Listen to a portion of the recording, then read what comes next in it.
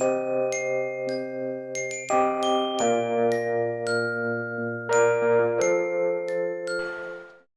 humans, welcome to the M-Word podcast brought to you by Martin. That's me. And Danny Fowler. That's him. Welcome, Danny. Welcome. So for those listening, first of all, you need to go to our YouTube channel and watch, as I'll explain in a moment why. Danny's joined us. Matt's away either doing an Ironman or on holiday, I can't quite remember. And we've got some golf pro-ish people with us, and we're obviously getting technical questions, so when I start asking what 4 means and things like that, Danny can get into the more technical aspects of what golf is really about. So thanks for spending some time, Danny. I appreciate it. I'll look after you, don't worry. Thank you. So we're going to start the pod by actually leaving the studio, and we're going to head up to the golf range and perhaps learn a bit more of the technical aspects of swinging a golf club, and I can show them how amazingly great I am at golf with no handicap, and Danny the same. So like I say, first of all, go to the YouTube channel if you're listening to the audio versions of this. So we'll head to the range now. So Anna, thanks for joining us up at the golf range. We're just going to get you to fire off a few balls, and then we've got a few people with us. We can critique them and show them how good you are compared to them. So the idea, if you don't mind, just while you're setting up your shots, we'll just talk a bit about the golf club. Appreciate we need perhaps a little bit of silence with the crowd that are around for those shots, if that's all right. We'll just work through sort of 3 of the kind of mid, top and bottom range clubs, as I'd call them. You'd probably call them something different. Not too far off, So I'll step out of the way. So we're looking at a driver or a wood, if that's the right word. It's probably driver nowadays. These days, so I compare them to a Ferrari, where I just feel like you can cause the most damage with them, or most things can go wrong because of that. I assume they use the word power of them. Would that be a fair assessment? Yeah, it is. So a driver goes the furthest club in the bag, so it can go the most offline, with it being kind of like up in the air the longest. So yeah, it can definitely do the most damage. So would you say it's probably the one club you have to spend more time with, or not necessarily?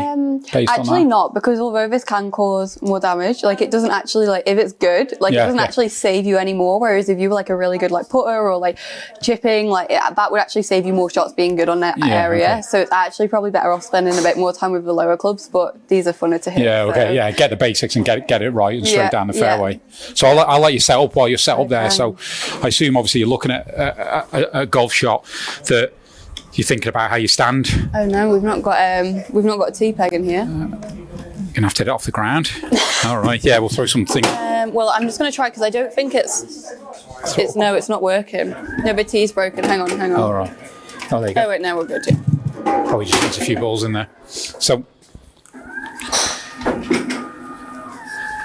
let's start with the basics. So tee height, does that vary for people? Yeah, everyone's like slightly different, but I quite like to have it like just like a little bit where you can see the ball like above the club face. I feel like that's only quite a good like generic height. Just a personal preference. Yeah, well, I feel like it's quite a good like generic kind of height. You can't go too far wrong with that. So good starting point. Yeah. And then what are you thinking about next? So longest club. So I quite like to go quite a big stance. Obviously, we're going to be swinging quite quickly, quite a lot of movement. So you just want a solid base, so you're not going to be falling over. And then. And can I ask just about your feet there? So if I've ever taught golf, it's like ball in the middle of the legs. Obviously here it's towards your front foot. Yeah. So go more further forward, because we're trying to hit it like a little bit later, so we can help the ball get up in the air, get a bit more height. So yeah, front of the feet on this one, wide stance, and yeah, we want to be hitting it up, like we want to get that height on it. So obviously we can get it up in the air and go a little bit further. Yeah, okay, all right, we'll be quiet for a moment if that's possible. I'm going to take a practice swing. Good.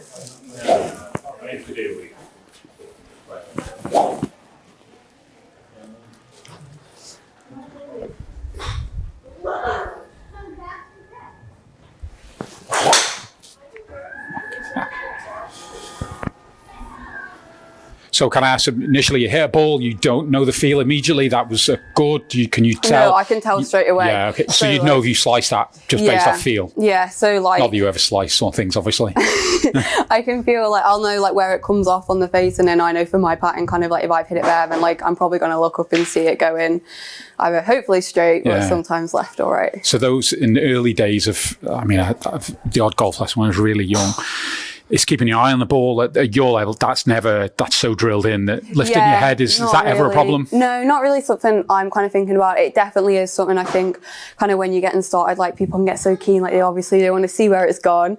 But yeah, no, I think when you're getting started, like a good one is just to keep your focus on like looking at the ball and keeping your head down just before, kind of hit it. And the driver, kind of appreciating wind and course, but what kind of distance are you hitting drivers? I think I carry my driver around like 240 yards, and I normally get about 20 yards of rollout with that, so about 260-ish total. Obviously, when we're over here in the fairways, we're a little burnt out. Sometimes it rolls like a little bit further. But obviously then sometimes it's a bit colder here, and the ball doesn't go as fast, so that makes quite a difference too. What's the burnout you mentioned? So like when the fairways get really dry and summer from not enough water, it gets just a little bit firmer, and then when it lands, it just runs a bit more. Okay, so I assume, let's call it not more professionals, maybe not the fair comment but looked after courses on a pro level, they're just water's more. No, I think like in general, like links courses kind of like, it is like that. So even when they just played up at Troon last week, like they're going to get a lot more run there. Like even the pros are having to land it short going into the greens, whereas on a normal PJ Tour event, like they won't, because in America the courses are just different. Like there's just different types of golf courses, and over here obviously everywhere's pretty close to the sea, so it's just a little bit more kind of like the type of the ground and the area and stuff. Yeah, okay. Maybe we can move on to another club, maybe mid-range, so 6-7 iron. Yeah. So I assume, like, what kind of range are you looking at for one of those? I carry my 7 iron 162 yards, and then I don't really tend to kind of get any rollout with that. So I normally, like, when I hit my irons, that's just, the carry number is just the only number I'm kind of really normally paying attention to. Okay.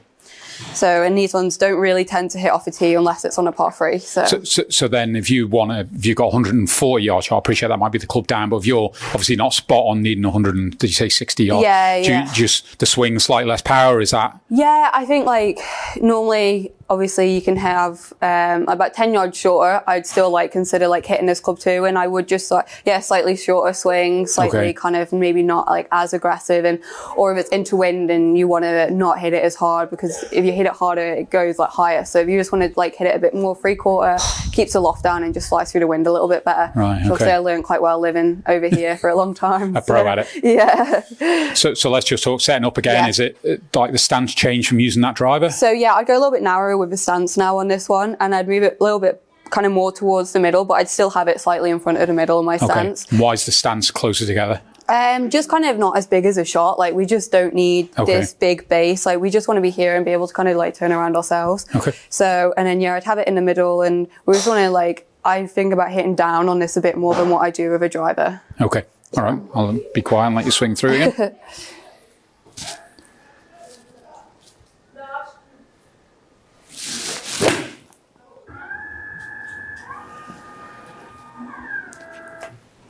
So again, similar to you, I mean, were you happy with that shot? I'm going to say no. It wasn't my best one.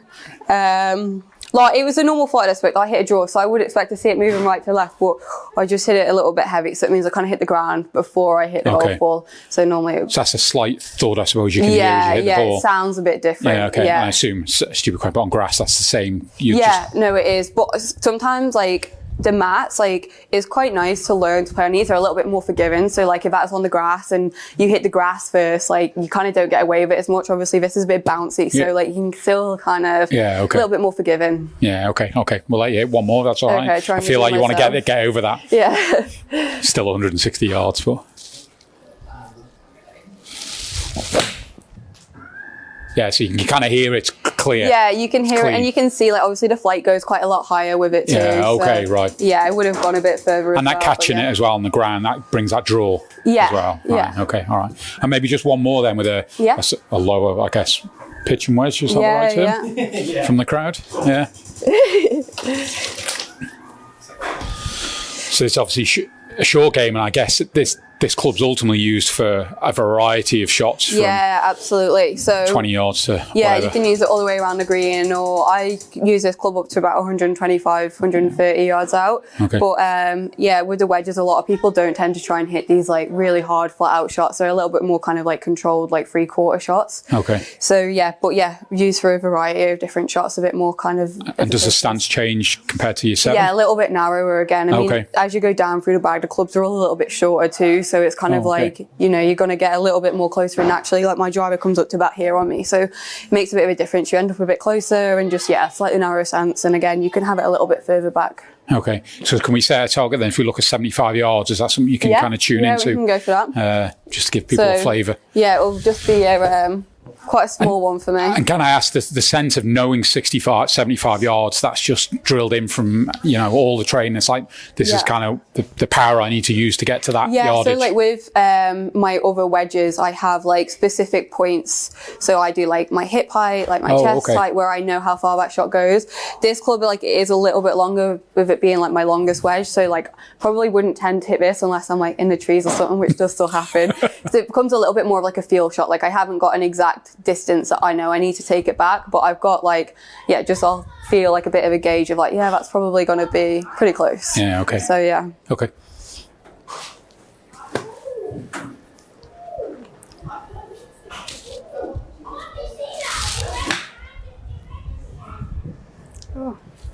So you talked earlier in that run off to 75 yards, so you'll use a bit of run off. Yeah, there'll be a lot more run on this type of shot, especially if you don't hit something quite as hard, you do tend to get like a lot more run with that. Right, okay. So in technical terms, it takes the spin off. So then when it lands, it runs a lot more because there's not as much spin on it. So yeah, with that shot, if I was trying to hit it 75, I'd probably have to land it about 20 yards short to allow for it to run the rest of it. Yeah. And I assume if you're playing over water, for example, you've got a backspin and then bring it back, and there's obviously all those dynamics to the game. A more lofted club, and you'd hit it harder and it would come in higher, and then that's how you get that spin. Yeah.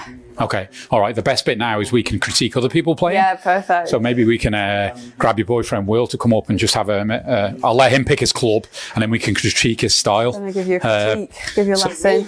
I'll give you a lesson. So does you pick whatever works for you, Will? I presume against the stance we talked about earlier, as we watch Will, it's all players are similar. Will they be very similar in regard to their stance and their position? Basic kind of, a lot of the setup stuff is quite similar for a lot of players, and then it's only kind of once you actually start getting into the swing, like there's so many great players who do have completely different swings, but a lot of the like grip and kind of stance and like ball position can be a bit different, but follow a similar kind of guideline for it. Yeah.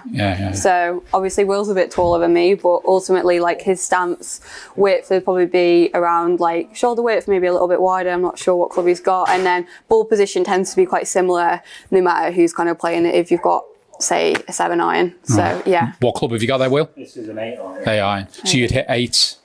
This is 168 yards from me. Okay, all right. Yeah. All right. We'll be quiet and let you swing for it. And then Anna can cheek it. Yeah.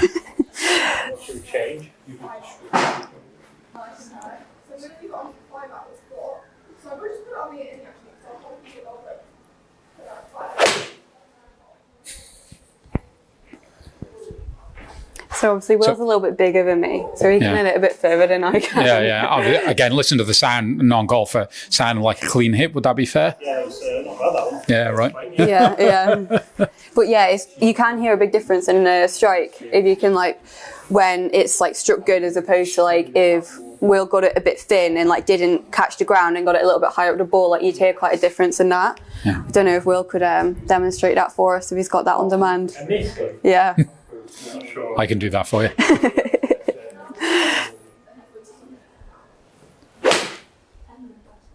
Yeah, really bad miss. Hit that one, Will. Yeah. Okay, so we're back from the range. Obviously, you see I'm amazing at golf, so thank you for all the lessons. So I'll make some introductions formally. So Anna, Manx resident professional golfer, we wanted to chat to you about your career to date from the early days at Peel, and you've kindly dragged in your worse half or better half. Better half, for sure. Half on each side. Will Enefer, is pronounced it correct? Enefer, even though I asked you before. So Will, you're on the pro scene as well, so we'll dig into that, and there'll be obviously some great questions around the steps up through your careers, how you found those jumps, the mindset, the motivation around that. And obviously Danny chip in as well with the technical stuff as well as any questions you have as we go on. Was that pun intended? All puns are intended around here, Will. Danny, too many names. So let's start with Anna. So Alaman, born and bred. Perhaps talk about those early days of what got you into golf. Golf wasn't the first sport that I took up. I mean, I think I was about 9 when I started, but I'd always played every sport, as probably a lot of the young kids do over here. There's obviously so much to choose from. So properly got into golf when I was about 9, joined the junior section at Peel. Back then there was actually a waiting list, which is, shows just kind of how many people were playing. Was golf in the family? Golf was in the family. So I joined at the same time as both my little sisters, Leah and Holly. Obviously, Leah's still playing now at college golf in America. And my cousins, Owen and Kaylee, who are only 1 year older than me, they started around a similar time, probably a little bit before. So, yeah, as soon as I kind of started, it was something we'd all go do together. We spent a lot of time with our cousins during the summer holidays. So it was really good fun. And I think the reason why I just kind of cut the book for it so quickly is with golf, it's not if you're a boy or a girl or if someone's 5 years older than you can all go and do it together and play against each other. Whereas if you went up to athletics or if you went to football, you put in your age divisions, you put with the same people that you're always with. So it was just nice to meet different people and do it all together kind of without any of them limitations.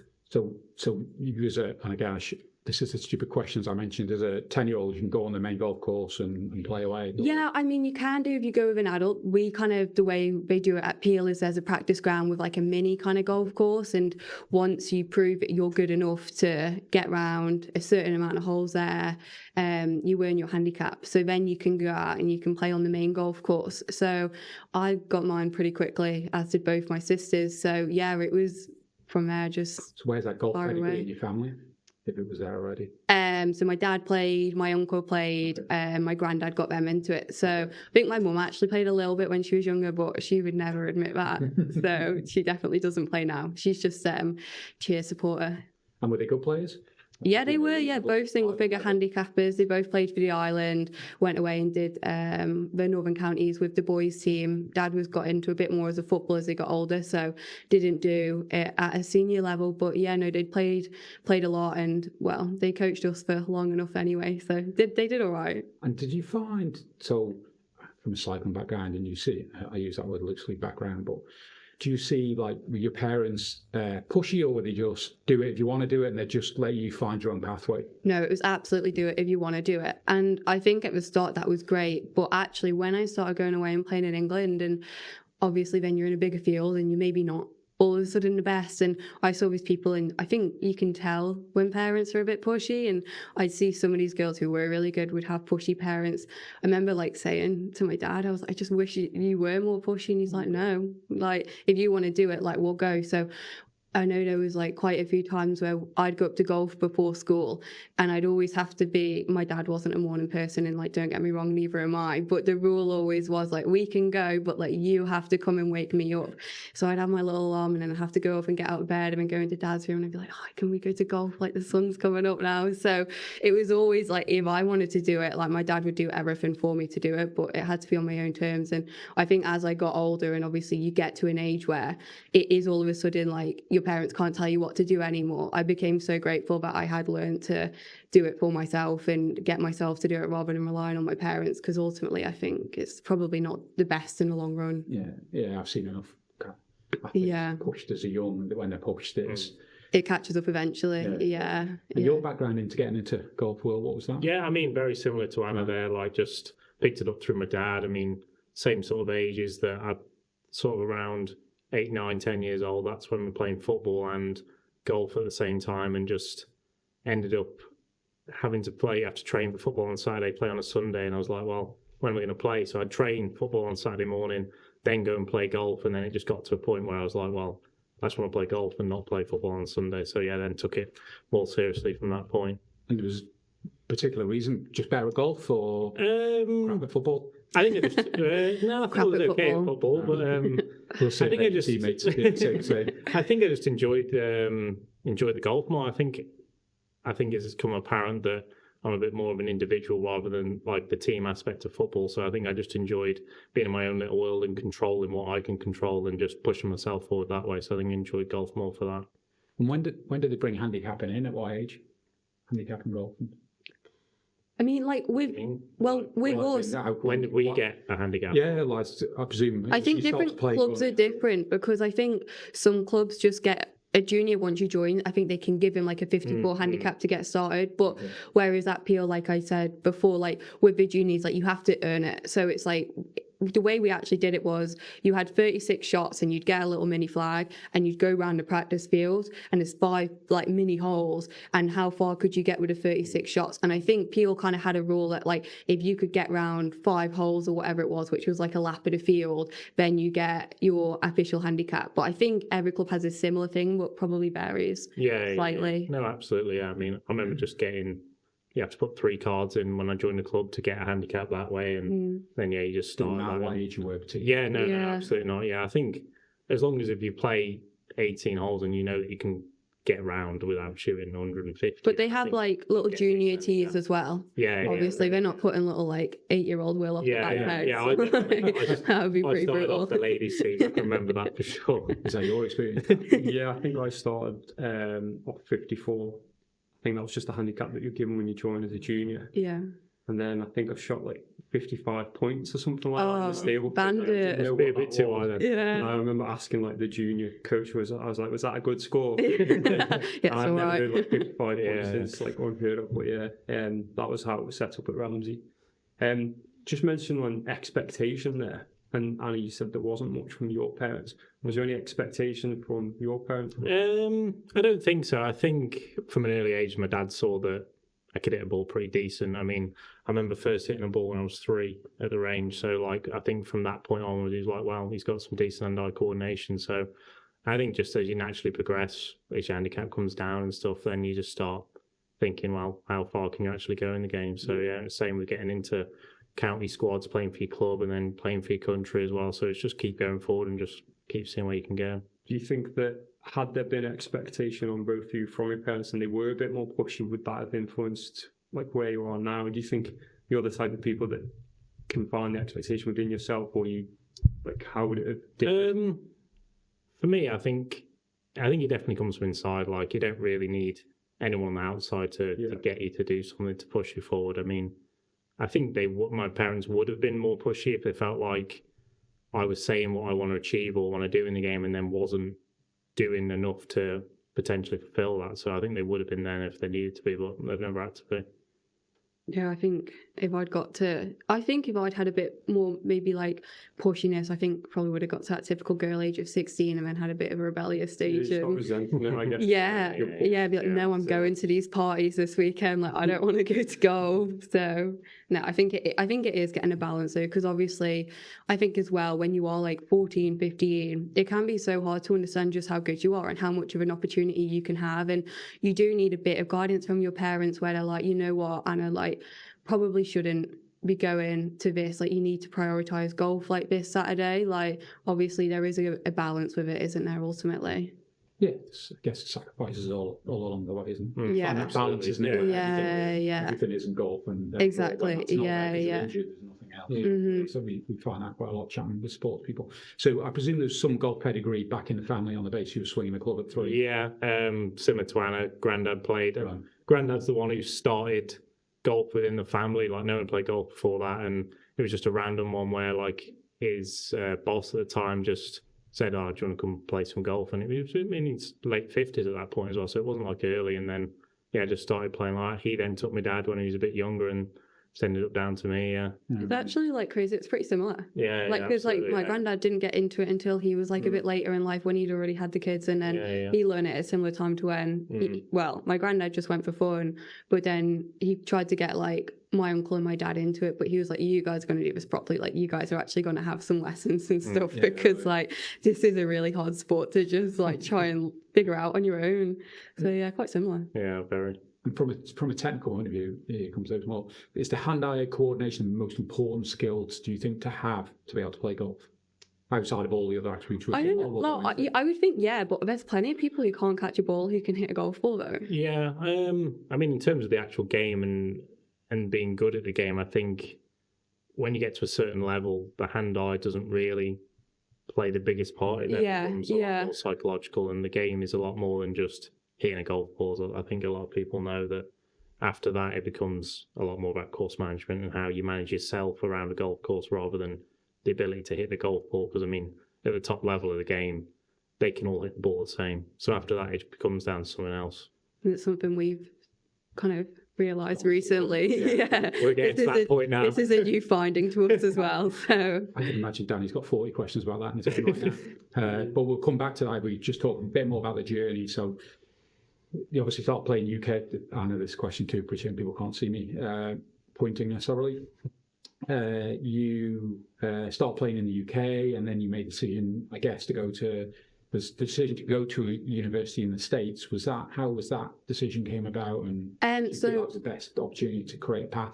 yeah, so I was in like the England regional squads. So they'd have like different regions all over the country. And I think it was maybe when I was about 14, we had someone kind of come in and say like, in recent, because I think that's when it kind of started getting a little bit more popular, like more, it was becoming a bit more of a norm to like, you finish playing all your girls stuff at 18 and then you go out to America, pursue that for 4 years, and then you turn pro. So I think it's becoming a bit more of a norm, and I think England Golf had probably seen quite a bit of success from this. So they actually came in and just did a bit of a PowerPoint on it essentially, and just kind of explained the process and like all that. And to be honest, from as soon as I heard it from the first time, I was like, oh, well, that's what I'm doing. Yeah, you see like, pathway again. Yeah. I was just like, it sounds absolute class. Get away from mum and dad for 4 years. Like, go see America and play golf. Like, absolutely. So it was something. As soon as I heard about it, I was like, that just sounds like for me. Absolutely. Especially as well, I've been used to getting away from home from a young age, so I wasn't ever worried about like the homesickness or any of that. So yeah, I think I heard about that when I was around 14, and that was just that my mind was made up with it. And I went when I was 18, and it was great. Like, I absolutely loved it. Like, Why that uni? There's a particular reason. Is there many golf universities? Yeah, so I think there's different. There's NCAA D1, and that's just the ultimate. That's the best. That's where you've got like kind of pretty much all the best athletes in the world who have entered professional are coming through from these schools. So there's around, I think within the women's, there's about 240 schools which have like a golf team, and each of these golf teams have 5 girls on the team who play every week, and then there's normally about 7 or 8 of girls actually on the team, and you've got 5 playing. So but then after that you've also got like a D2, which is probably a few less schools, and then D3 where there's actually like loads of schools, but I don't think you can get a scholarship to D3 school. And then you've got like NAIA, like you've got junior colleges, so there's like so many. But yeah, I was fortunate enough where I got quite a few offers from Division 1 schools, so I was like, well, that's where I want to go. I want to play at the best level I can. But I kind of got told, basically, I was like, I just want to go to the absolute best possible school I can get to. But someone told me that you don't actually want to do that. You don't want to go somewhere where you're going to go just to the best school you can, but then it's really hard to get in the team, because you still have to qualify to get in the team when you can be there. So like you can be out on the other side of the world completely on your own, away from your parents, and you're not even playing any golf because you can't get in the team. And that is just so hard, because you've still got to qualify. So going and doing these qualifying rounds, especially at first, it's so intimidating. So I remember I didn't get in the team for our first tournament, but I was fortunate enough where they took everyone kind of for that reason. I think they understood that it's quite tricky to come in and not put this pressure on yourself to do really well. So I got to go as an individual, and I came like 3rd. So I kind of proved like, let me play in the tournament and I'll be okay, but this qualifying stuff's quite like scary. So, and from there I was fine. But I think that was like something I realized was quite a good balance of like getting somewhere where like you can get in the team quite consistently without stressing about that, and actually get to go play all the competitive golf rather than sitting at home every week. In terms of standards, going from England squad out to university, did you immediately see the level up? Did you immediately see that the standard was way higher? Or were you comfortable when you got there? Yeah, I mean, I think with where I went to school, like within my team, I felt quite, I think I played like number 3 or 4 quite consistently my first year there. So obviously there's girls on the team that I felt like I would consistently like beat, but then I'd have like a couple girls who were like consistently beat me. So within, I think, your 7-8 players, it is quite hard to see still this like vast majority, like all the players that there are. But there was a couple tournaments we went to, like we played a tournament that was hosted by Augusta, and that was like one of the strongest tournaments in the country, and we went there, and that's when I was like, whoa, like there's a lot of really good good golfers out here. And that's when I think, yeah, I kind of realised there's a lot more to it than like what there is obviously over here. And then there's another step up to the UK. But then, yeah, going out there, like the competition was even better than what it was coming and playing like at home. And well, I say at home in the UK. Yeah. And around it, Uni, is that a lot of coaching and support around that side of helping people make that not step up, but maybe there's a bigger pond of people now. So I think that's actually quite like a misconception. That's what I was expecting. So we had 2 coaches on our team, and obviously when you've only got 7 girls there and we've got practices 6 days a week, I was just thinking I'm going to get constant coaching, like this is going to be unreal.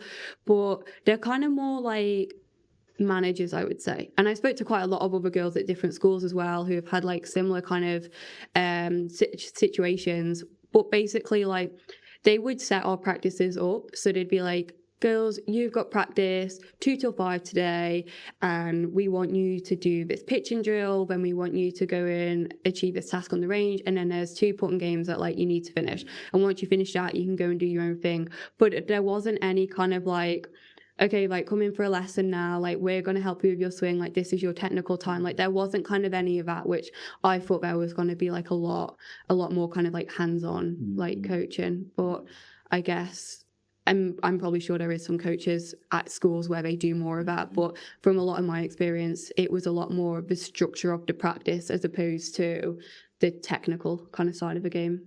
And what about yourself, Will? What in that era of, sort of, say, leaving school and then? Yeah, my route was quite a lot bit different to Anna's. I mean, when I was at a girls' uni. well, yeah, definitely didn't go to a girls' uni. Yeah, when I was 17, 18, I was playing for England boys at the time, and when it come to leaving school, when I left school, actually, I went to college actually for 4 months and then just dropped out. Like it came around to, so I started in September, did all the way through till around February time, and then tournaments were like starting up in the UK. To play as, was it my last, I think it was my last year was like a junior golfer. They started quite early. I went and played like the first one, and I was like, oh, I'm meant to be in college tomorrow. My dad had come down and he was caddying with me. I was like, I'm meant to be in college tomorrow. And he was like, well, just don't go. I was like, what do you mean don't go? He's like, well, Mum's not here. So you don't need to go. Yeah, well, you don't need to go for me. I was like, all right, I won't go. And then, so you just tell your mum, and that was it. And I never went back after that. Just like literally played full-time golf from that point. So, when I heard this story, I always took the view that Will wasn't very academic. And then at some point down the line, I found out he got like 10 A's at GCSE. I'm like, I've been tricked here. Like, it wasn't what? from a trying to say, I don't know. Just said he was smart, and now we can't find any words. They were not very smart. Then ended up playing just full-time golf from the age of 18, and just how are you financially supporting that? You don't mind you living at home? Yeah, living at home. Dad's got his own business, so like he always said that like I'll support you as much as I need to.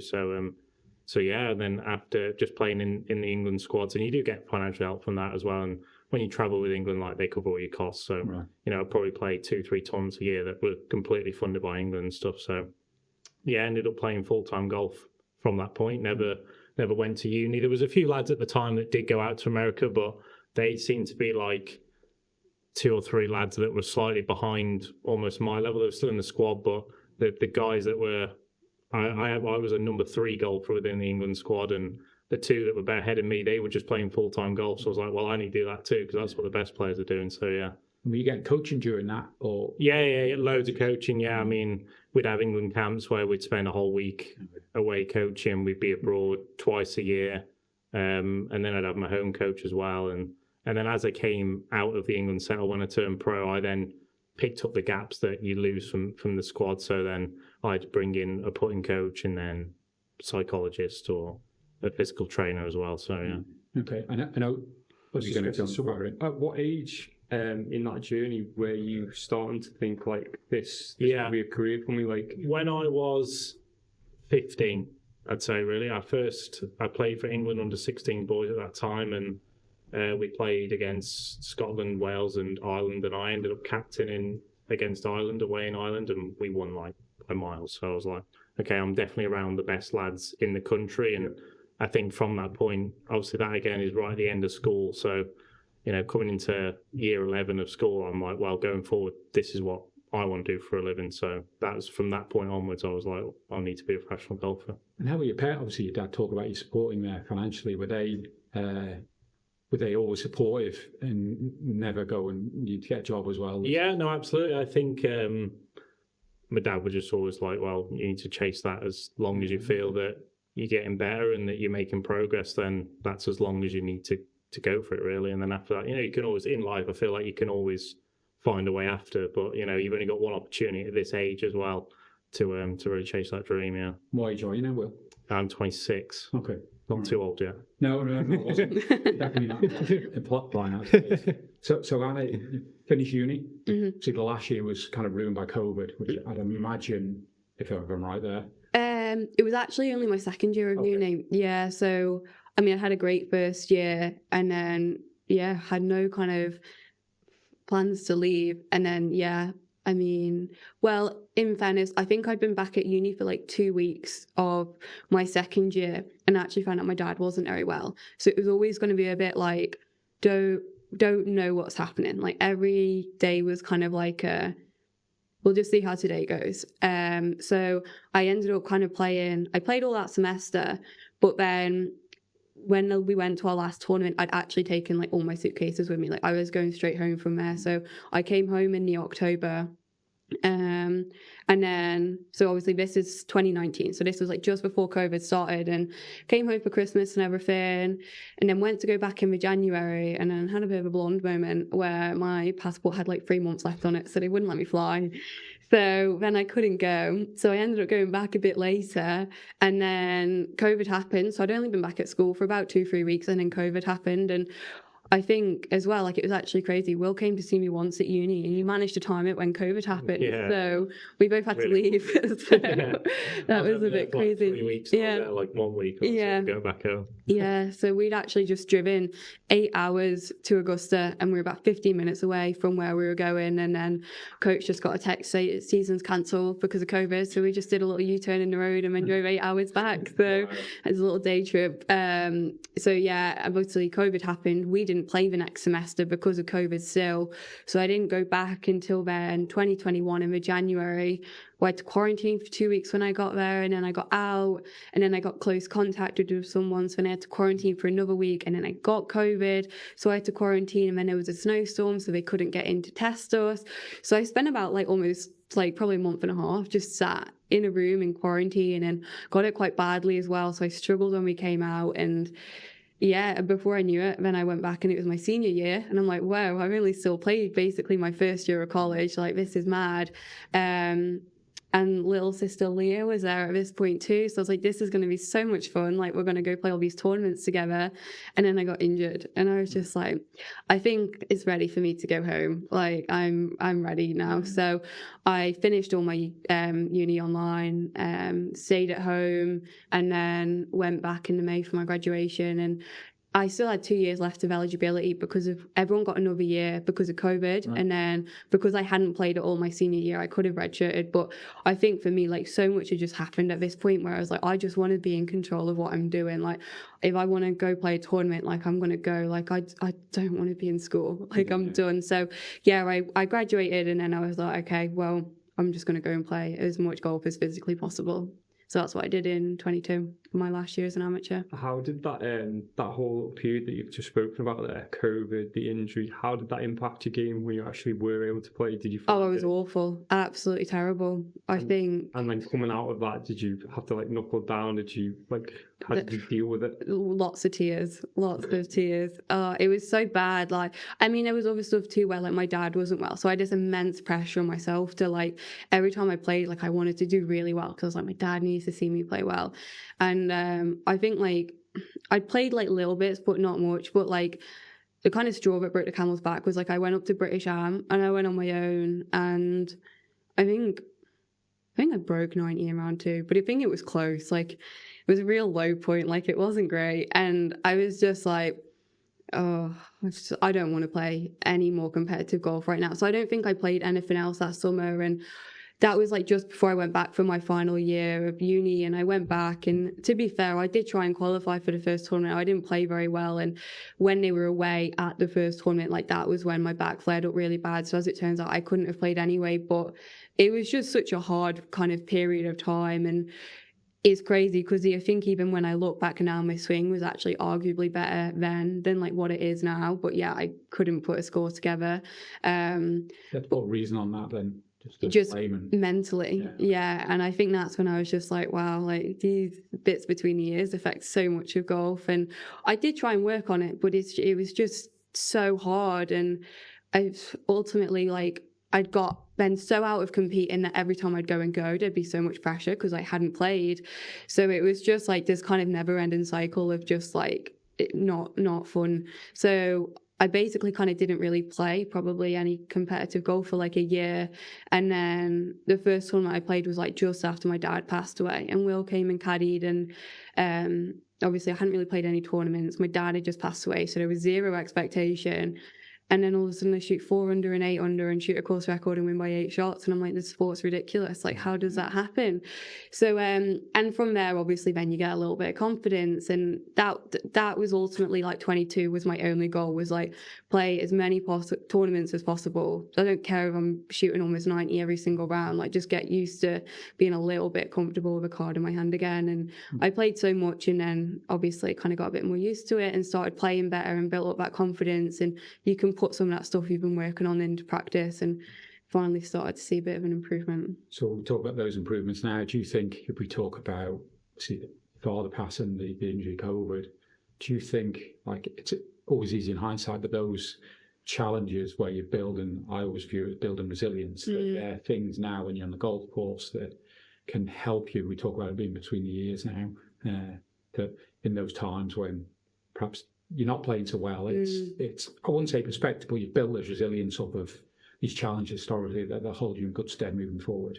Yeah, absolutely. I mean, there's obviously still been times since where I've played bad golf, like that's undoubtable. But yeah, I think obviously then you've kind of got things to draw back on and can kind of obviously relate it to things, and it just puts things in perspective. And yeah, I think I've been better for it, albeit at the time it didn't seem like there was going to be any positives from it. But yeah, I mean, did you ever think about walking away from golf during that time? I don't think I ever thought about like walking away from it, but I remember just being like, well, I just don't enjoy this. Like, this is just not fun. As it's not fun for anyone when you're playing awful, but there was just no.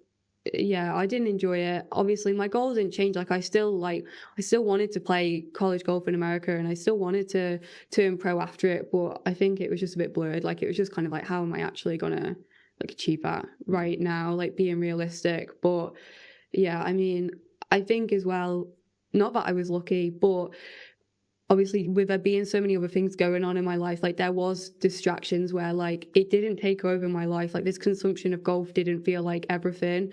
So I don't feel like where there's times now, whereas kind of golf is a bit more like, feels like it is my life, where if things are bad, like it does feel a bit like, oh my God, my life's bad. Whereas back then it's just like, well, you know, it's not fun, but at least there's other things to kind of put a bit of focus on.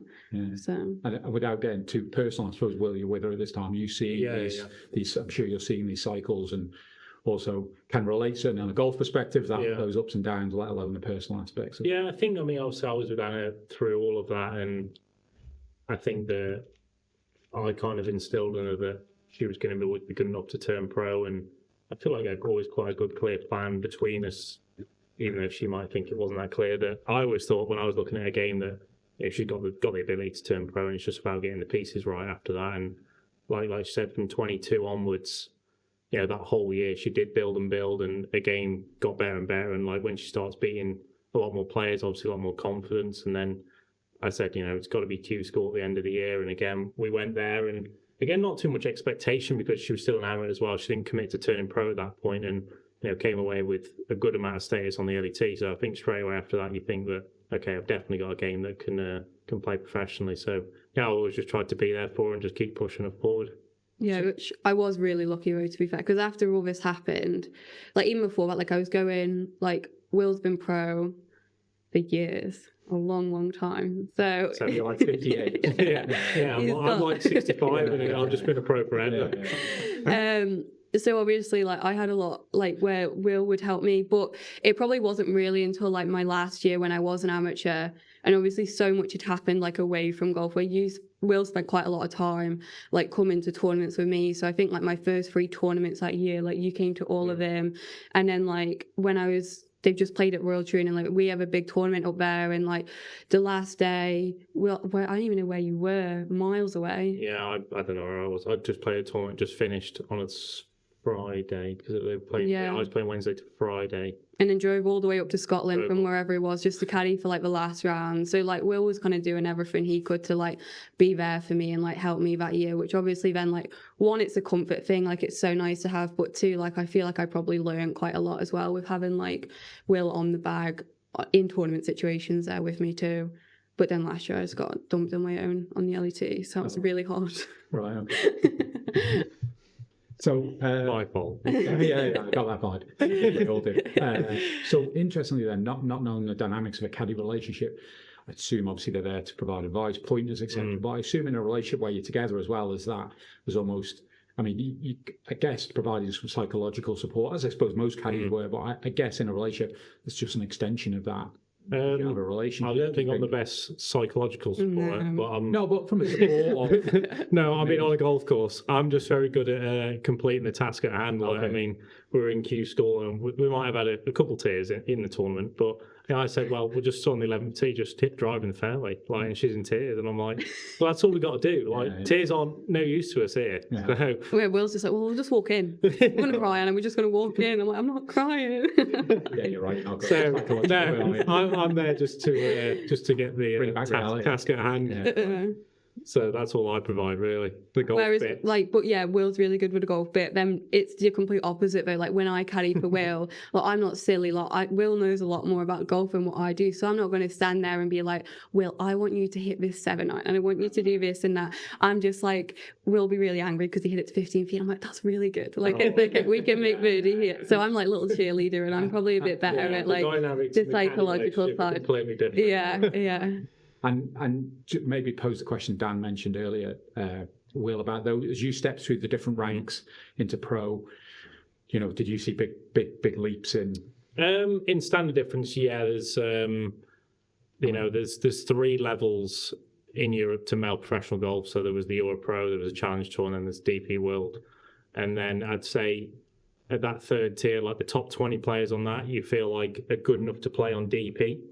And then as you go up onto the Challenge Tour, probably again, like the top 40 of them are good enough to play on DP. So you do see a difference in the standard, and the strength in depth gets bigger. Like there's more guys that can win every week and stuff like that. But yeah, I think most of the guys on the day are pretty decent. So we talk then when you're stepping up and you see the, let's say the bigger pool of people to compete at that top level, do you look at that from a, like, obviously every aspect, there's one thing playing the golf, and then behind it is the nutrition, I guess, strength and conditioning. Kind of as you almost move, if you look back now, moved in the career, it's just consistent, I'd call them consistent gains of adding extra Absolutely, yeah, for sure. I mean, especially now I'm playing on the DP, and you see 150 guys every week that are basically doing the same thing. Like there's not much almost to gain on someone else. Like everybody's got every area covered with whatever person they need to be doing that. And like you say, in terms of nutrition, sleep, travel, however they go about it, like everyone's almost doing the same thing. So like everyone's so tightly packed with talent, with everything they're doing off the golf course as well. So it now is really, really tight. So do you think that last psychological, is that I think psychological? I think just guys, the best players kind of know how they perform the best and how to get themselves into a place to perform the best, and also when they're not at their best, how to get the most out of that as well. And that is the separating factors, is like not everyone's going to be on the best every week, but it's like how good is your bad now compared to, I feel like when you're playing at the lower levels, like there's a difference in ability and in talent, but as you go up, there's not a lot of difference at all. Okay. Going back to the mentality thing, what I was just wondering is how do you sort of avoid any sort of, or whether you do avoid it, how do you manage like any instances of sort of self-doubt, or if you level up and suddenly you're in a 3-ball with Rory McIlroy on DB4, is there any ever like instances where you're this is beyond me, or I can't do this? Or how do you deal with that? Yeah, I mean, I think that's something that I've experienced this year. Like, I mean, I graduated off the Challenge Tour last year, finishing 14th on the rankings there, and I only played 17 events compared to a lot of guys who played 28 events.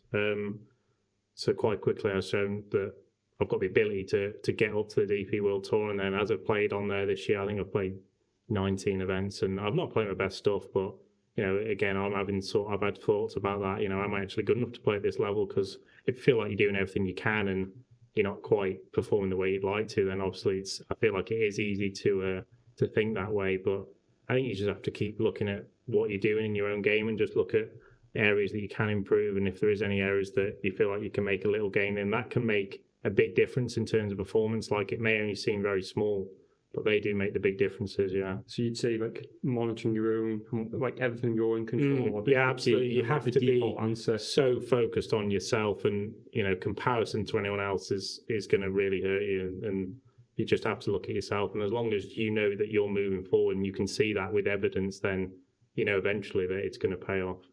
How hard's that when you're playing around and you see a scoreboard? I imagine that's the hardest thing, because it's an individual game where it's just almost irrelevant what everyone else. It's a really strange game where you play against 156 other people, but you also play against the golf course. When that's all you're doing, really. Like, it's just you against the golf course, and then that happens to put you in a place where you're playing against other people. So I find it hard to block that out, the other 150. It's easy when you're playing well. When you're not playing well, it's a lot harder, because you feel like you don't know why you're not playing well, or you've done everything you feel like you can, and then it's not quite happening, and then you feel like you're nowhere near. But when you're playing well and you're at the top of the leaderboard, it's like, well, that's where I feel like I should be, because of how good you feel you are. I'm interested in just chatting a bit more about the behind, that's behind, up between the years side of it. So do you have a coach in regards to the psychological side? Yeah. To people, how do you do that? And I spent a bit of time with Danny, and Danny, a very good domestic player, if that's the right term. He talks a lot about that, and we've done a podcast with Tom Gandy that's such the important. Obviously, there's many attributes to it, but that's such an important part. So, do you have a coach in that? Yeah, absolutely. I started working someone in 21. Again, I'd been a pro for I think 3 seasons before that, and felt like I'd made decent progress, but again, thought I could be doing a little bit better than I am, and that was there. I hadn't really explored until that point.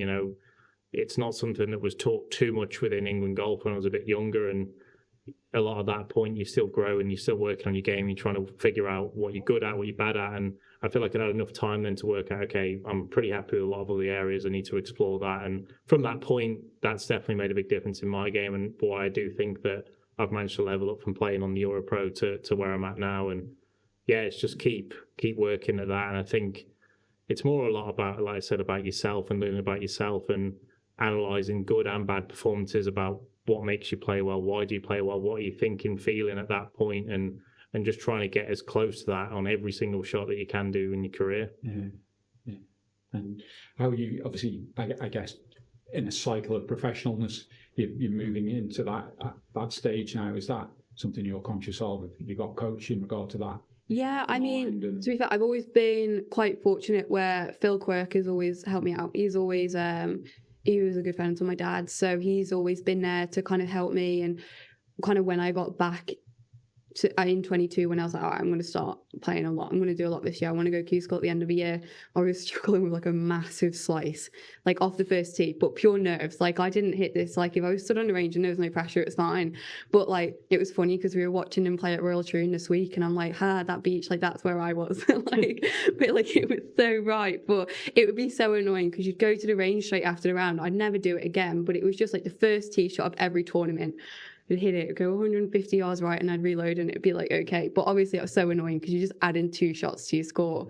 So I worked with Phil Quirk on that, and he helped me like a lot. So it has been something as well. Like, I've been a part of Isle of Man Sport Aid for so long, so Dave always kind of helped with that too. So I feel like I've actually been quite lucky in that sense, where from a young age I've kind of had support in that area, because also the other thing is like it's expensive. So like when you're like, if you're not earning lots of money, like it's not going to be the area you're going to like rush to invest in. Like you know it's going to be like you're going to spend that money on going and playing tournaments and having like a swing coach. So I am lucky where I managed to have access to that through like the support of people over here.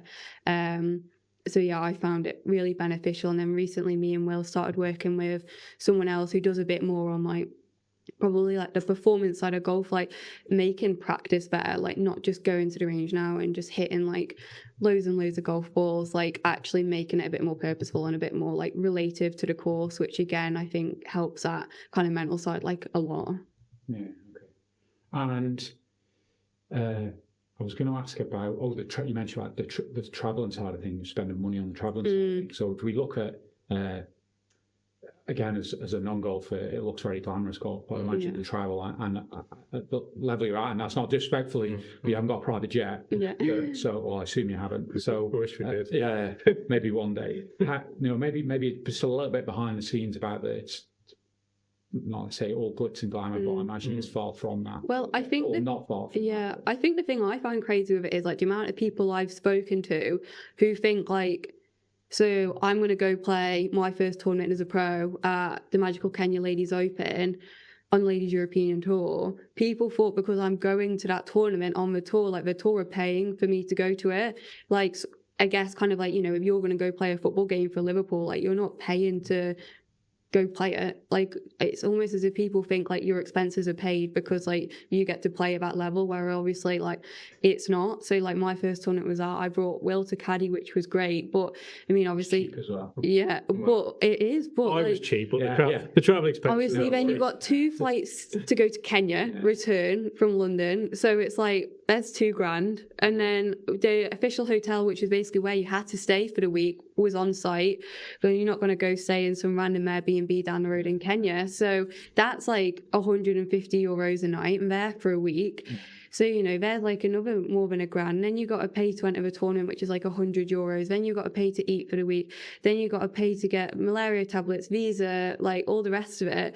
I think that tournament cost me close to $4,000. And like I made the cut that week, and I was still down about $3,000. Right. So it does definitely look a lot more glamorous than it is, for sure. Yeah. Does that add to the pressure for both of you, knowing that these tournaments and this style of living is expensive to do what you guys want to do? Like when you're standing over a port, Yeah. I'm standing over a port on 18 in Mappers Knox, I'm coming to work on Monday. Yeah, you're still getting paid. Yeah. So to me, it matters not, and I still put myself under pressure that comes within, I guess. But Yeah. to you guys that you've got bills to pay for and it's racking up, are you able to like compartmentalize and put it aside and not let it bother you?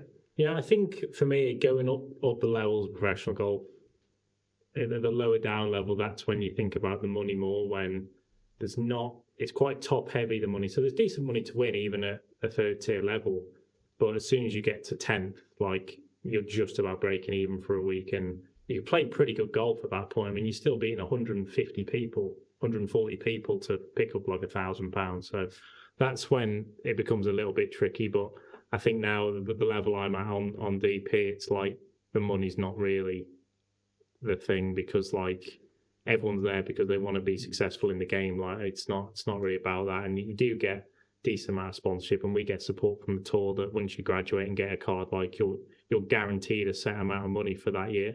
So that kind of takes care of that. So everyone's out there not really worrying about that sort of situation. But yeah, We're the women able to that stage to take that pressure away. Yeah, absolutely. Yeah, but I think the women's game's obviously quite a bit different to that. I mean, our purses are pretty big compared to theirs. Yeah. Which It's quite sad. Yeah. But it is getting better. Like it is, and I think now, especially within Europe as well, like this standard is growing so much. So I think the year before I turned pro on the LAT Access Tour, you could pretty much just join the tour and enter. Like there was basically no criteria to it. Like you didn't have to earn your status or anything. Whereas like now, basically like last year at Q School, like if you didn't get through pre-qualify, if you didn't get to final stage, like you have got nowhere to play golf this year.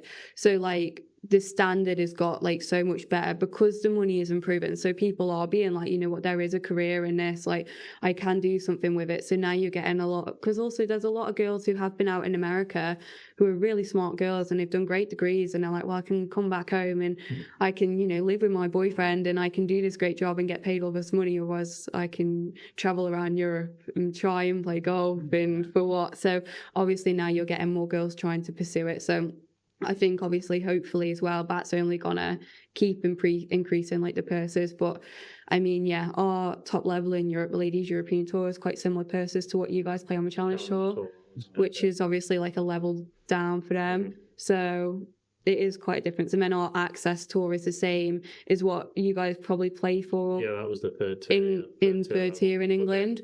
But obviously I'm having to travel around Europe, so my expenses are more, and I'm playing for the same amount of money as what the guys play for, just driving down the road in the UK. So it's expensive, yeah. But have you found traveling, maybe less so, you generally traveling like globally, but certainly in the early days when you're going off the Isle of Man as well, Tom talked about this, when it's that extra day of traveling, that extra fatigue off the back of that, and that impacts your game. Is that something that? Yeah, so this is kind of why I'm with Will, because I haven't got to do that. I get to stay at Will's house in England, so I haven't got to do this extra day of travel anymore. It's great. So it just comes back to my house now. Yeah, so she was like that. So. Felt important. Yeah. No, yeah. So I mean, obviously, I think there was twice last year where I travelled to a tournament from the Isle of Man, and both times my flight got cancelled, and it was a nightmare to get there. So obviously I am really fortunate, all jokes aside. Obviously Will lives in England, so I do, if I am coming back and I've only got like 2 or 3 days in between events, like I do just like stay at Will's house, because I mean, by the time you add that in to come over here, it's another day of travel, it's another expense, like it's not easy, like it's to not go that far, it's so difficult. So you mentioned earlier about getting support from the Isle of Man. I think RL. Yeah. You just want to just chat about the importance of those types of sponsors to help you. Yeah, RL 360 supported me as soon as I turned professional. So that was great, really. I mean, obviously, kind of straight off the back, I was in Kenya and in South Africa, which is obviously a long way away. It's a lot of travel. So, and it all happened really quick. Like from when I got my status in December, it was Christmas like 3 days later, and then at the end of the next month in January, like this journey had started. So there really wasn't much time to kind of figure out like, how on earth am I gonna pay for this? So yeah, RL 360 were great. They kind of jumped on board like really quickly and supported me, obviously same as they do with Tom. And yeah, I've also got to go and do a golf day with IFGL in Dubai last year, and get to meet like more of them and some of their clients and stuff. And that was great fun. So they've been really good. I had support from Isle of Man Sport Aid last year too, so it definitely helped, because I mean, when you're just starting, it's one thing kind of like, now I know a little bit more of what to expect, but I had no idea. I'm like, how much is this kind of going to cost, and like, how on earth am I going to find the money to pay for it? And I think as well, like at the start when I was kind of in that bubble where everything was coming at me thick and fast, like there was a lot of people who did help out. Like there was some members down at Castletown too who did also be like, oh, here's some support for like your first couple of tournaments to get you going. And so I was really fortunate in that sense. And I think as well, like we're so lucky in Isle of Man that we have that environment, because Will's a great golfer and he's had a great career from amateur level to where he is now, and it's just not the same in England. Like you just don't have that community. Like that's where I found like honestly the biggest difference between our careers. Like I've had so much more support. Like the Isle of Man's great. Like the people are I think, and I've seen it with other not for Will, but and I've seen it with other like golf girls in England too. Like, and just in general, like people are so much more supportive here. Like I come home and everyone genuinely just seems supportive for me when I do well. There's not like fakeness, like, oh, it's good to see you doing well. Like people seem invested, like people seem like they care, and it's so nice because you can feel like you're on your own when you're out there, and you just sat in a hotel room eating dinner. So it is really nice. Yeah. And we're not here to dig on Shropshire. Do you see that as someone on the other side of that? Yeah, no, absolutely. I mean, Shropshire as well as a county is quite small, and I'm one of the best players to come from there for a very long time. So, and I've not had the support from the people within my county like Anna's had from here. But, again, as a professional in golf as well, I think you're an individual, so it doesn't really bother me too much. And I've always just kind of gone on with it anyway. But yeah, it is. It does make things a little bit tricky financially. But and how do you find the Isle of Man? How do you find it? I love the Isle of Man. Yeah, no, I've 7 since 2019, and I feel like a semi-Manx resident.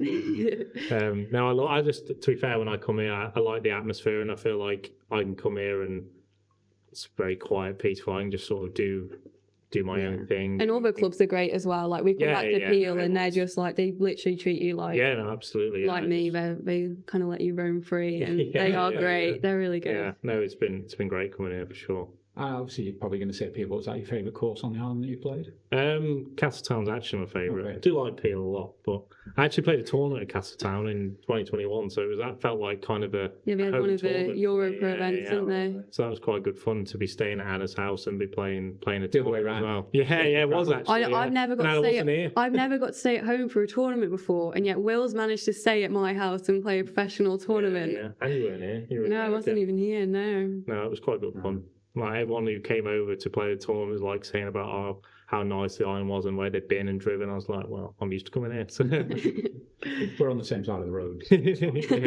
yeah. So Will, ambitions long term. What? Obviously, you want to be the best golfer you can. What do you think you're ultimately capable of? It's not here in 20 years' time. I think I'm capable of being a top 50 player in the world. I think that's a place I'd like to get to, and that would involve playing on the PGA Tour as well. So inevitably, that's the end goal, and hopefully I get there sooner rather than later. But yeah, I mean, obviously, just going on to DP World this year for my first year, and not being too old yet, so I feel like I've achieved that at quite still a decent young age, and just keep learning and keep moving forward. But yeah, that's definitely the end goal. And the guys you're playing with, is the sport very? So again, I'll go back to I've followed cycling now, and the top guys in the world, they're almost mates. Where back 15 years ago when I was watching sport, they kind of hated each other. Their drive. What's it like in that space? Yeah, I do think that the atmosphere on tour is quite a bit nicer than people expect. That everyone's quite supportive of each other, and it's not very often anyone say a bad word about someone else. And if people are giving interviews of who they've just beaten or who they've played with, they'd be very complimentary of their games and stuff. So it's quite nice from that perspective. And I definitely think, again, a bit lower down, it's a bit more cutthroat like that, where nobody wants to see anybody else doing well if it's not them. So it's nice like that for sure. Yeah. And ambition-wise, Anna?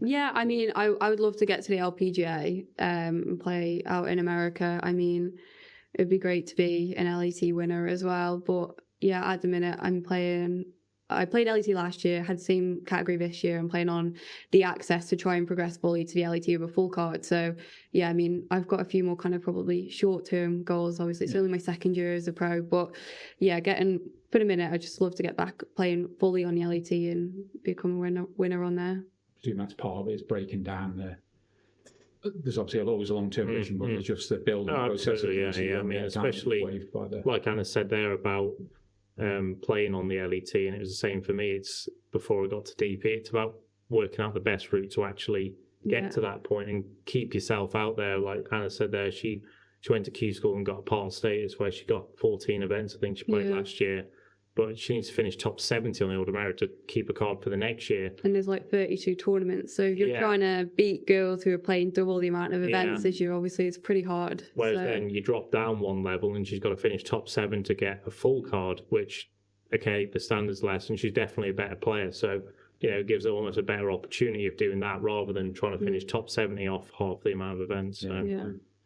It's tactic. They're almost tactical moves. Absolutely, yeah. And that's the thing. Like everyone's route's different. Like it doesn't kind of look the same for anyone. Like Will won his invites last year to play on the Challenge Tour, and you took them. Whereas there was other people who get a few invites to play on Challenge Tour, and you can try and take them. But it's people who play a full season. It's such a hard route to do. So I think the thing is as well, like just being diverse with it. Like I tried something last year, and I'm like, I think it was great for the experience. Like I know what that level's like now, but now being like, okay, like taking a step back, like there's other routes, like what do I want to do, like what's going to make me the happiest. And I had a bit more success kind of at the start of this year playing at a lower level down, which is obviously always going to be great for the confidence. And I got a little bit nervous when I was getting in contention, and I was like, you know what, this isn't a place I've kind of really spent much time in, and I think there's a lot more to learn here than showing up to LET events and sitting around the day before the tournament going, I really hope I make the cut this week. Yeah. So, it's just learning kind of what's going to help get you to where you want to be, which is different for everyone.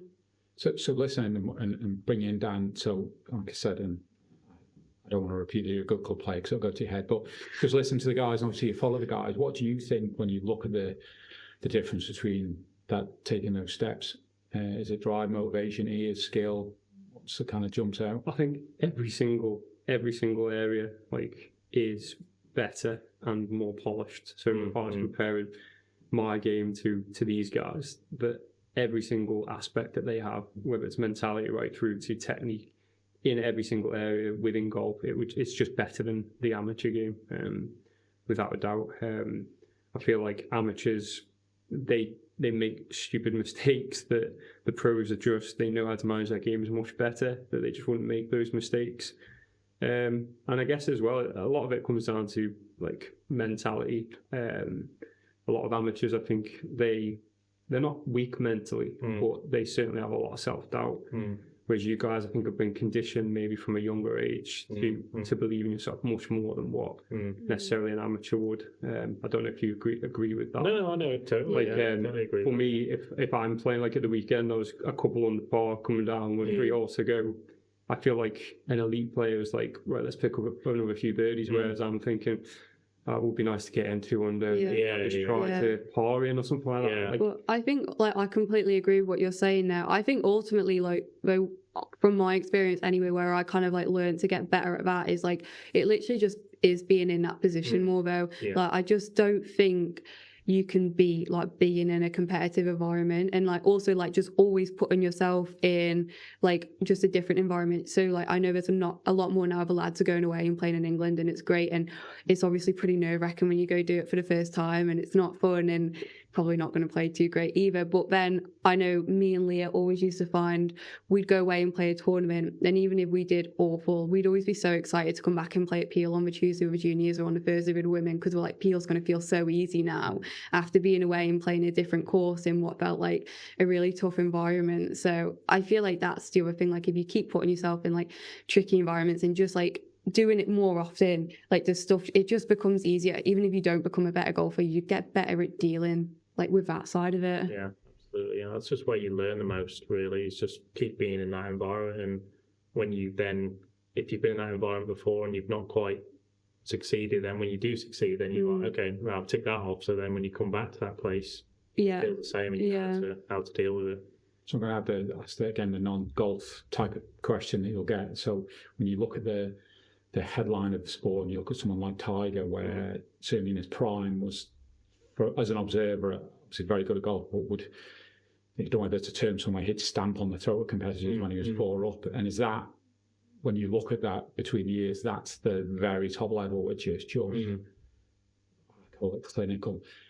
And then is that, so I don't know whether you dealt with Rich Sill at all with that sport, Rich, although I've done pods, assume with him, he talks about flow state. Yeah. Do you see that flow, when we talk to other athletes, do you see that flow state? Do you interpret that, or do you when you're playing that mini golf, is that flow state something you see? Yeah, for me, I think it's that state is when everything feels just so clear that you can't do anything wrong. Do you have many of them?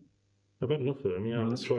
That's why I managed to get a little bit further in the game. But so would you say your best goals those flow? Yeah, no, absolutely. And it's almost like you gain so much confidence in that moment. Like I say, you just can't do anything wrong. And even if you did hit a shot that it didn't quite go where you wanted to, you don't even register that that's happened. You just go straight into the next one, thinking, okay, I'm just here now.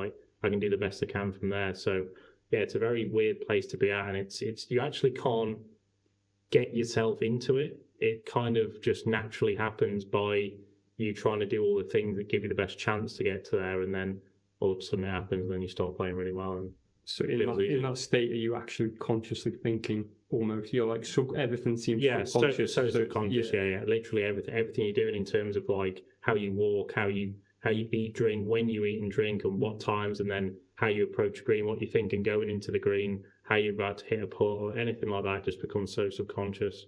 Wait, self-financing. No, I don't think I've had any of these experiences. I'm waiting for this day as well. It sounds great. I want to try, yeah.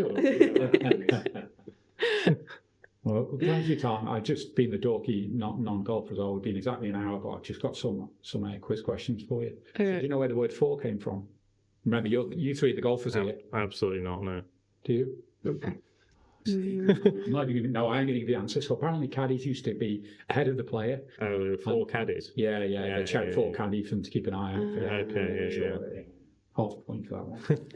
So what occurred to me again is when you look at golf as a game, and you know it's obviously a very hard game strategically, getting this small thing into this thing over here. But then who somewhere along the line thought, oh, stick some bunkers in the way? That's a crazy thing in the middle of a country. Yeah. So I then looked up. I don't know when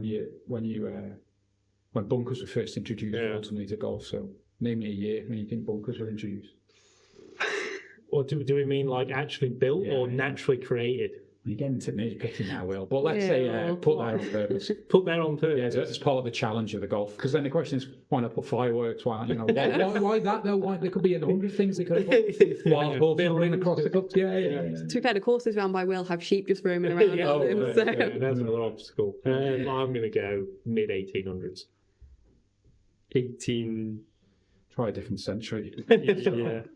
So it's 1938. Oh, Really, that late? So I was thinking the old course. I was thinking early 90s. Oh, Sorry, I'm talking. Sorry, I'm showing off here, but actually that's wrong. That's wrong. Sorry, that's the 40 club rule. Okay, 40 clubs. Yeah. I've got that answer actually somewhere further up, which hopefully I'll like a couple of moments and find it. It was early. I had the guy's name as well. That the first thought was a good idea to stick sand in the middle. So I was just thinking, like the old course, like surely those bunkers got to be now. I mean, that's 500 years old. Like, well, you must have added them then Maybe. at some point. Yeah, can't find it. You can look it up on Google, people. But just it is random. Like why sand bunkers? Why not a builder? Well, maybe though, obviously, with that being that's the first golf course, Links by the beach. But I just think if there was like a waste area that happened to be sand, Yeah. if they dealt to learn how to play out. Yeah, then they started adding them in. Yeah. So So it was 1901. there you go. It was a huge Still, Hugh, not that old though, really. Hugh Fullerton Smith. Yeah, well. Not very well. Anyway, sorry, go on, Dan. You had a I just got a few quick fire questions for both of you. Just really quickly. So, favourite hole on the Isle of Man? For both of you? Favourite hole? I'll tell you what, 11 at Peel. Don't know, just like it. Dog Over the Gort, yeah. Really? Yeah. No, it's got to be one in Castletown. Oh. It's got to be. I quite like the fifth. I just like how old it is. Along the road. road hole. Yeah.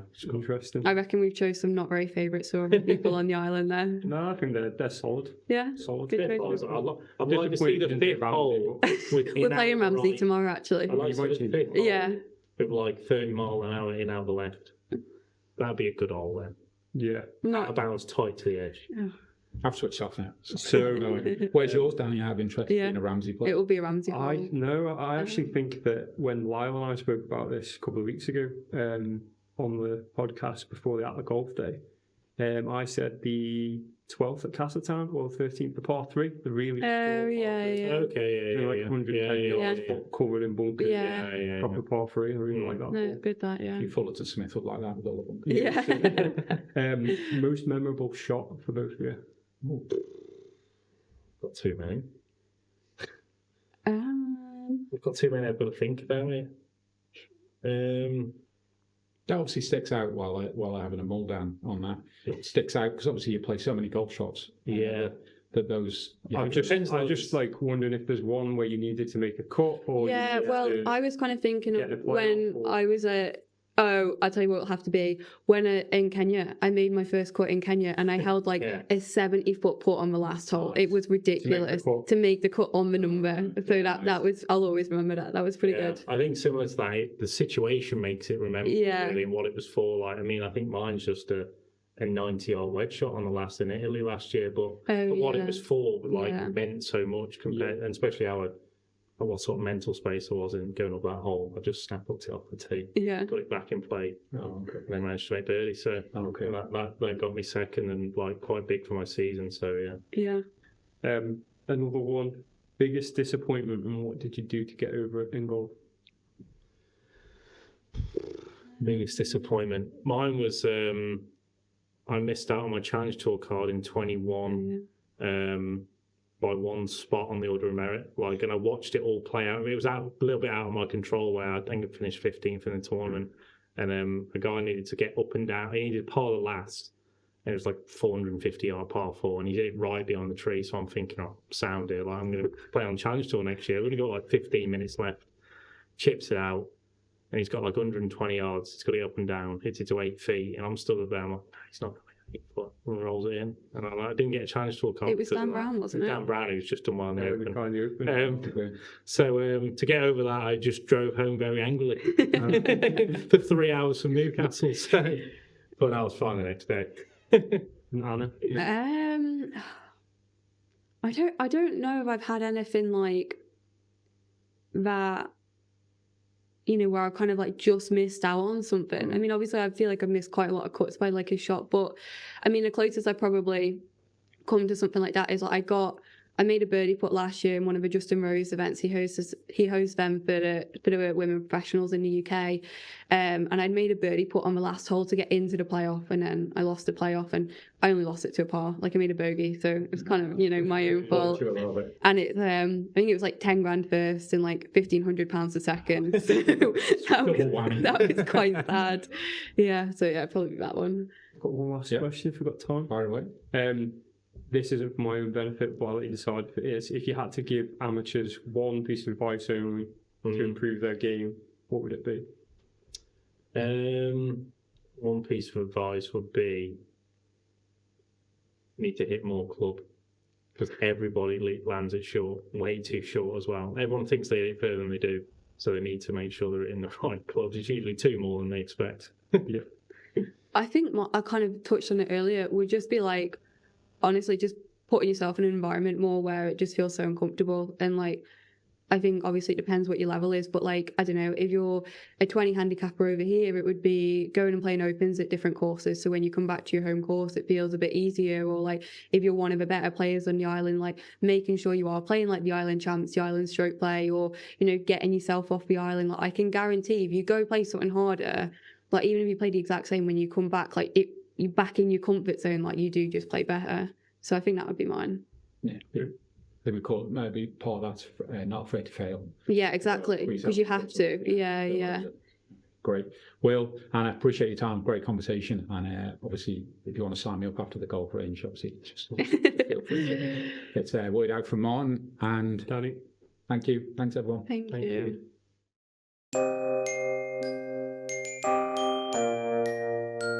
Poor flimsy humans. Don't you wish you were flawless like me? A towering inferno of physical perfection? I hate to pop your blimp-like ego, but you're not perfect.